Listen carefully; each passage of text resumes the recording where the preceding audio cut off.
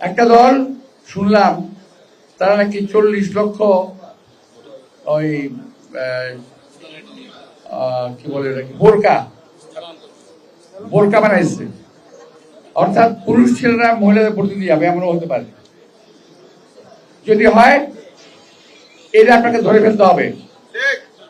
বোরকারা মহিলা শ্রদ্ধা করি, আমার মা বোরকা পড়তেন, কিন্তু বোরকা পরে ফল পড়তে আসবেন এটা আমরা সহ্য করবো না।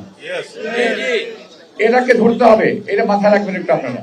এটা এক নাম্বার। আরেকটা হলো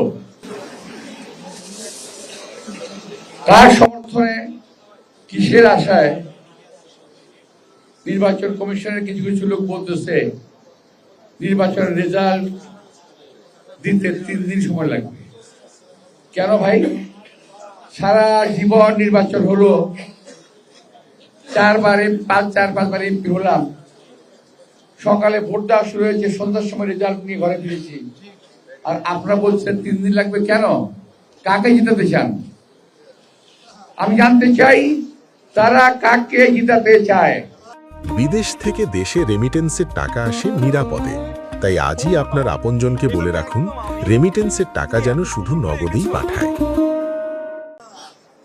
নির্বাচন কমিশনে এবং সরকারে এখনো কিছু কিছু লোক ঘাপটি মেরে বসে আছে, যারা এই দেশের স্বাধীনতা, সার্বভৌমত্ব, বাক স্বাধীনতা, গণতন্ত্র তাকে ভুলুণ্ঠিত করতে চায়।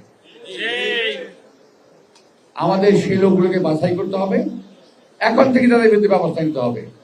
আমি সরকারকে অনুরোধ জানাবো, যারা এমন কথা বলেন এর পিছনে কি উদ্দেশ্য আছে সেটা দয়া করে আপনাকে বের করবেন। 3 দিন কেন লাগবে আমি জানি না। এটা কি আমাদের মহাদেশ? আমাদের একটা দেশ, ছোট্ট একটা দেশ, সারা জীবন নির্বাচন করেছি, বিকালবেলা সন্ধ্যার মধ্যে ভোটের রেজাল্ট হয়ে গেছে, খুব বেশি হলে ব্যালট পেপার 2 ঘন্টা দেরি হয়েছে, 2 ঘন্টা ম্যাক্সিমাম, কিন্তু এখন বলছেন 3 দিন লাগবে। তার মানে হলো হাসিনা করছিল এক স্টাইলে, আপনারা করতে চান আরেক স্টাইলে। আমার বক্তব্যটা দয়া করে রেকর্ড করে রাখবেন, কথাটা আজকে আমি বলছি। যদি 3 দিনে তারা ভোটের রেজাল্ট দিতে চায়, যদি 24 ঘন্টা তো নয়, 12 ঘন্টার বেশি দেরি করে, তাহলে বুঝতে হবে তাদের ভিতরে অসৎ কোনো উদ্দেশ্য আছে। আমরা কোনো অসৎ উদ্দেশ্যকে প্রশ্রয় আমরা দেব না। দরকার পড়লে নির্বাচনের আগেই আমরা আন্দোলন গড়ে তুলব।